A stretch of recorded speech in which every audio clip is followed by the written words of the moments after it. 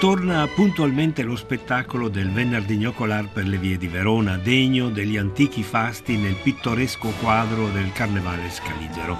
Il corpulento Papà del Gnocco è il protagonista della 485esima edizione. Gigi Grassi veste questo personaggio con un certo orgoglio, ma quali sono i meriti per essere eletti a Papà del Gnocco? Una grande pancia, ma soprattutto un grande cuore. Ma soprattutto anche è un affare personale che ti investe.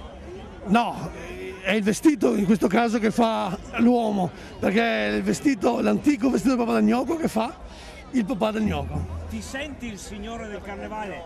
Decisamente sì, sono emozionato, ma devo dire sì.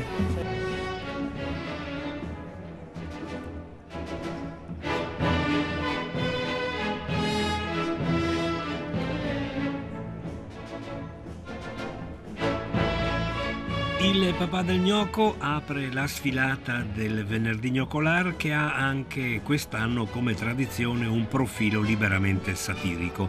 Naturalmente è preso di mira il governo, Matteo Renzi e l'Expo. Matteo Ud, ma il contrario di Robin Hood, prende ai più poveri per dare ai ricchi.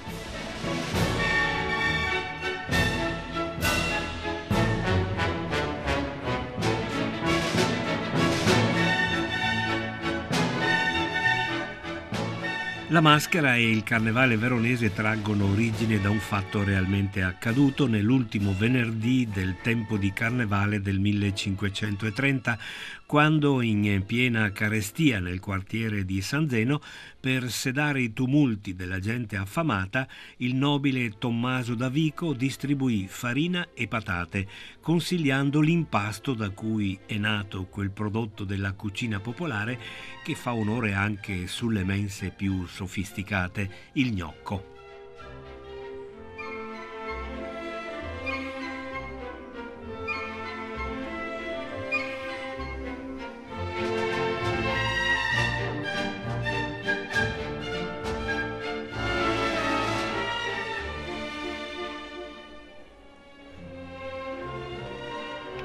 Il carnevale veronese, senza fare il verso al più blasonato carnevale di Viareggio, via via nel tempo ha allargato la partecipazione dei gruppi spontanei nati sulla scorta di antiche tradizioni culturali della terra veronese.